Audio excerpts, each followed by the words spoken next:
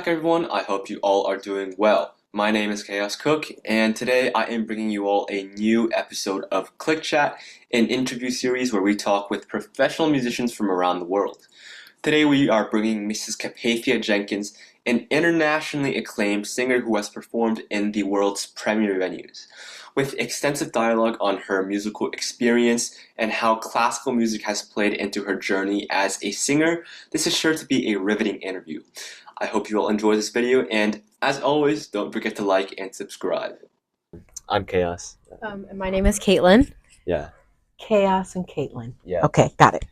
And we're part of Project Click, which is a student-led nonprofit music organization. So what we basically try to do is to further the diversity and elevate the education of music around different communities, especially those that face socioeconomic class barriers, because we know that music is a really resource-consuming, time-consuming activity as well. So we want to just try to get opportunities out there to those who might not be as fortunate as us. So yeah, that's one of our main goals. And today's interview, we're just trying to get some insider information, if you will, into one of the industry and how everything works and what growing up as a musician and aiming to be a professional musician is like. So thank you so much for providing us with this wonderful opportunity. And we do focus on classical music, so it's really a good thing to have new insights into jazz and soul music as well. So we're really excited for this. So thank you so much. Thank you. All right. Just to start off, I think that we've heard of this and that from the concert just right now, but kind of what was the process like for you to kind of get to where you are today? Just growing up, the process. How was it like for you? It was great. I grew up in Brooklyn, New York, and in the inner city. And, I was really fortunate to have teachers who just really poured into me, right, as a young kid. And as I said tonight on stage, I had a third grade music teacher who really just saw something in me even before I saw it in myself, but I was already singing with a hairbrush and, I was in the church choir and all that. And once that teacher said to my mom, I think she really has some talent. My mom really just nurtured it, right? She put me in music classes. I was studying classical voice all the way through high school. I was singing in choruses and choirs around New York City. And then after high school, I went to Temple University in Philadelphia for a jazz program. Because after high school, I knew my teachers all wanted me to go to Juilliard to sing classical music. And I knew that wasn't feeding my soul. You know what I mean? I didn't know exactly what I wanted to do, but I knew that I didn't want to have a career in classical music, right?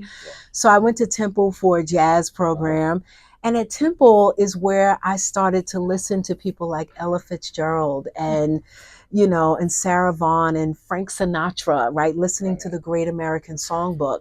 And really, it opened up my ear too, right? Because, when you come from the classical world, there were so many rules, right? If you want to play Amen, that's a 4 chord to the 1 chord, right? But in jazz, it could be a 4 chord with a flat 9 and a major 7 and it was all of these things just opened up for me. And so, I was still sort of finding everything, right? And then when I left college, I was like, I think I want to be on stage. I think I want, you know what I mean? I just started to audition for things. And the first kind of professional jobs that I did were musical reviews in places like Atlantic City or Lake Tahoe, in casinos that had showrooms, right?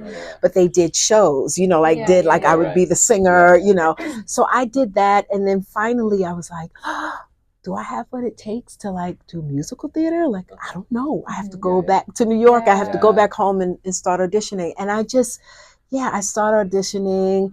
And the first shows I did, musical theater shows, were Ain't Misbehavin' and Dreamgirls. I did tours of those things. And I just loved it so much. I loved being a character and singing, telling stories. And then finally I just said, do you have what it takes to get on Broadway? Oh my God! Oh my God! Oh my God! Oh my God! I did it. So yeah, and then so I've created roles in 5 Broadway shows, which I loved so much. Mm-hmm. And then, I found myself in this symphony world, right? And it started out as sort of a survival job, right? Because when you do this for a living, right, sometimes, a show closes and it's like, what am I going to do? I'm going to be a waitress. I'm going to you try to pay your rent and all of that, right? And so I got these kind of jobs and they were just kind of getting me to the next theater thing. Mm-hmm. But then somewhere along the way, I fell in love with this, right? I fell in love with, I'm like this little girl from Brooklyn and I get on stage and there's like an 80-piece orchestra. Yeah. It's like, oh my God, you know what I mean? And I still get excited like that, right? Like after like 15 years of doing symphony work, I still get excited. So yeah, that's sort of like the progression of how things have gone for me, right? And so now, as a symphony soloist, I'm probably one of the most sought after soloists for symphony orchestras, right? And that feels amazing, right? To get to do my own show with symphonies is like, what? Right? Yeah. So yeah, it's just when I started doing symphony work, I was one of 3 or 4 singers, right? Mm-hmm. And we were doing like Broadway music and things like that. And I would meet conductors and they would say, we want to build a show around you. What do you want to do? Mm-hmm. And that happened over and over again, right? Yeah, and so it's just like, it's like living inside of a dream that you didn't know you had. Right. You know? Yeah. It's amazing. Like, this is my life. Like, this is what I get to do. It's like, what? So yeah, that's a long answer to your question, but that's it. Yeah. Mm-hmm. Mm-hmm. Yeah, kind of similarly, actually. I'm a pianist, and I started with classical piano as like I think a lot of little kids to kind of start off with it when I was 8, and I still do it. I still play competitively, but in 8th grade, kind of coming into high school, I actually also joined our school jazz band as a jazz pianist. So I feel like that's that there's a little bit of a parallel there in terms of there is. How did you feel about that? Because it's so different from the classical world. So how's it going? We just had our closing performances like last week, so it's still very fresh. It was very, very interesting for me because when I was preparing to audition for the jazz band, I realized that this is just so different from what I've been doing, and it was like, oh, I don't know if I actually vibe with this, kind of me not knowing, being sure of what I'm playing, right? Yes. I was living in this very, very structured kind of world, and I think sometimes I found a little bit of a haven in kind of being under that structure, but now that I'm getting used to it and learning to have fun in this genre, I'm learning because for example, in classical music you can't cheer and clap for the soloist during the thing, but jazz band there's everyone's there's a lot of that. It's a different type of spirit and passion, and I think I really, really resonate with everything that you just said. Yeah, and there's something about the jazz world, it's something about the not knowing, right? When you're gonna solo, you see the chords, you know what the harmonics are, but you don't really know, right? So and that is ways. What? So the song starts, right? And it's see you at the end. You know what I mean? It's so fun and so risky, and it's so great. It's so good for you. That's amazing. It's great. Yeah. Well, I'm more of a classical musician myself. I play the violin. Yes. Yeah, but lately I've been getting into some jazz music on the violin, some solo pieces, and it's been a really great experience, and I love doing it. So I just wanted to know, what was the transition for you, going from a classical upbringing to focusing more on jazz and music that's more free form and not as constricted within boundary? Well, at first it was a little bit a little bit disorienting, right? So, you know, when I got to college, like all my whole life had just been classical, right? And there were rules. But the good thing is that I had church, like I had gospel in there, right? So, and I knew that was like a freer space, right? But when I got to school, I mean, my first semester was a little bit like, oh, I could do that. Oh, he did that. Oh, you know, because we would have classes where you just had to listen, right? You had to listen and then identify like what things were, right? And I was just like, it was like my whole world just opened up, right? And then as a singer, it was, I'm so used to singing the ink off the page, right? And so knowing that I could like do a little riff, oh my God, you know what I mean? So at first it was I felt a little bit self-conscious about it. But then, as time went on, I just got more and more free. And I would listen to jazz and I would listen to horn players take a solo. Like, ooh, oh, I hear what he's doing. You know what I mean? And just listening to singers who lived in that world. And, one of the reasons why I really love Ella Fitzgerald, I really love Sarah Vaughan, is because they would sing the ink off the page. But then the next verse, they would add a little something and add a little something. And so I really listened to them a lot because and I'm still like that. I still learn a song off the page, right? And then bring myself to it, right? And for me, riffing and improvisation for me, it only works when it's helping to tell the story, right? Because I'm an actor first, right? That's where I'm from musical theater, right? We tell story. So the songs, for me, everything is in the lyric. Everything. And so if I'm singing something and I feel like I want to riff or do an improvisation, it's because it's ooh or it's something about what I'm saying, right? It's not just improvisation for improvisation's sake, right? Like I feel like you don't just do things because you can. I try to sing from my soul and from my heart, right? And for me, that's about what happens between the notes, right? It's not like note. It's like space or a little stop, a little whatever, right? That's where the magic is, right? So but I didn't get to the magic and all of that for a while when I first started, coming from classical. But I would tell you, my classical training, I would not trade it for the world because it has just helped me. When you're doing Broadway, you're doing 8 shows a week, right? And so just knowing that you're singing technically sound, right? Like you're not hurting yourself, right? Like that, the older I get, I'm just so grateful for classical training because there is a way to sing. There is a way, you know what I mean? No matter what style you're doing, you are letting the air go maybe in a different way. But the way I take air and release it is all my classical training. Yeah, it's everything.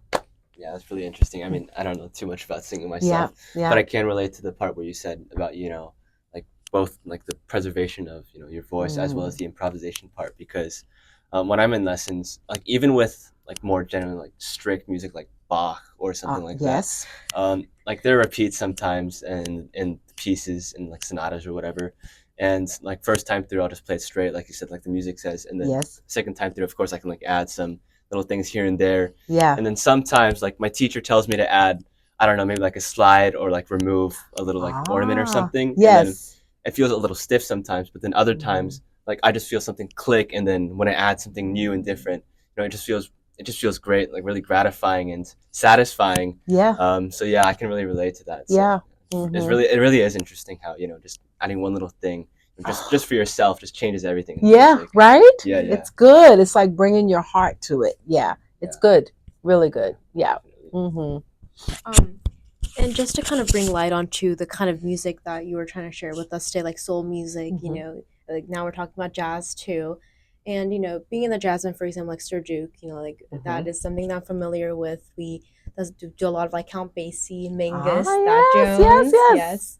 And I think what our band emphasizes a lot is because of just like such a long history and rich history that jazz kind of holds, right? Coming from, African American roots and like blues and ragtime. When we perform or when we play these music, we try to kind of put a lot of emphasis on like maintaining that spirit and the kind of like the originality of the song also in a way. And for example, like recently the most recent song they played was Fables of Faubus by I think Mingus. And that was infamously known as a protest song. So we really try to carry that energy, throughout the song. And that's just kind of the mindset that we as a band kind of work towards. And I was wondering kind of what is your take on like setting like as a musician, what are like the mindset that you should have to approaching these kind of music, and how do you kind of carry the life of the original music, when you retranslate or like make your music into your own? For me, it really is about the essence of the original, right? The essence of the singer, right? And so when I think about the show that I did tonight, right, and I think about somebody like Gladys Knight, who's my favorite, right? One of the things that I really love about her is, first of all, the tone of her voice is just like, I can't, right? I just love her so much. But it's the storytelling, right? So when she talks about, the midnight train to Georgia, right? That story is so powerful, right? And so for me, it's not about trying to sort of imitate Gladys, but it's like leaning into the story, because that is the essence of her, right? The essence of Adele, right, is like soulful, right? So rolling in the deep, she's like, we could have had it all, right? Yeah. We could have had it all, right? And so for me, it's about, I will listen to a singer and I would learn the music, the ink off the page, right? And then there's some things that singers do that if it's a really popular song, I will listen and I'll try to copy that one thing or that something about them, right? And so that's the way I approach it, right? Because in a show like She's Got Soul that you saw tonight, I'm celebrating these singers, right? Adele and Gladys and Whitney Houston, and right, there's things that these singers did that I want to capture the essence, but still have Capathia come through, right? And that for me is really about, having a real respect for the singer, right? A respect for how they did it, what they, like Whitney, for an example, right? That song was originally done by Dolly Parton, right? And then Whitney took it and made it her own thing, right? And, at the end of I Will Always Love You, some people just go, you, right? But Whitney goes, you know what I mean? Like, and for me, it's like, I have to do that. You know what I mean? I have to do it because it was something that just, I feel like, in the moment, you want to take license, you want to make it your own, but there's little things that makes the audience go, oh, she did that. It's that. It's about finding the truth and then a little bit of magic. It's that thing. And people will say to me, oh my God, you did the Whitney, it was so good, and it's like, oh my God, I don't feel like I sound like Whitney. I'm just trying to honor her, like that's the way I feel about, and that's what you're talking about with Mingus, right? You want to honor the fact that it was a protest song, right? So you don't want to play it stiff. You want to play it thinking about whatever, right? Because we play with our hearts, we listen with our ears and our eyes and our heart, right? And so, yeah, that's what it's about for me. It's about the joy. Like when I'm on stage, I'm in pure joy, right? Because I've done all my homework. And now it's like, yay, let's just have a party. You know, it's so fun. And I feel like when I'm on stage and I'm having a good time, then the audience will have a good time, right? Because if you ever watch somebody on stage and it feels like they're struggling or they're thinking or whatever, as an audience member, it makes you listen in a different way, right? And for me, I'm always telling story and lyric. And for me, I want the audience to lean forward into me, right? Not lay back. Just lean a little bit forward in, right? And listen, right? So, yes. You are so welcome. It's such a pleasure to chat with you, and good luck with everything. Keep following me on the socials. I'll keep following you because I want to see what you're up to. Thank you. Thank you all so much for watching the video. I hope this video gave you some insight into the upbringing of a world-class musician, and especially one that is not entirely classical music directed. I hope this was a refreshing change of pace.